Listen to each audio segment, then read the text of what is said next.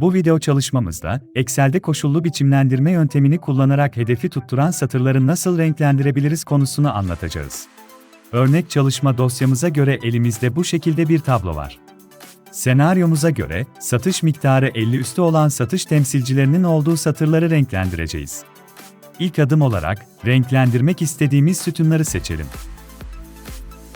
Ardından, üst menüde giriş bölümü altında yer alan koşullu biçimlendirme seçeneğine tıklayalım. Açılan alt seçeneklerden, Yeni kural yazısına tıklayalım.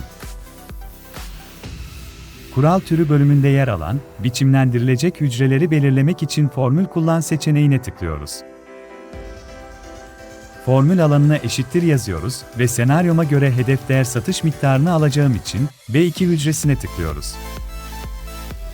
Bu satırı sabitlemek için dolar işareti başta olacak şekilde F4 tuşuna 2 defa basıyoruz. Ardından, hedef değerin büyük olanlarını renklendireceğimiz için klavyeden büyük işaretini yazarak eşittir yazıyoruz. Hedef değerin ilk hücresini seçerek, bu satırı da sabitlemek için klavyeden 2 defa F4 tuşuna basıyoruz. Renklendirme yapılandırması için, biçimlendirme menüsüne tıklıyoruz. Yazı tipi bölümüne tıklıyoruz ve renk bölümünden istediğimiz rengi seçiyoruz. Ben yeşil rengi seçiyorum. Son adım olarak tamam butonuna tıklayıp yapılandırma ekranından çıkıyoruz. Gördüğünüz gibi belirlediğim hedef değerin üstünde olan veriler yeşil renkli olmuştur.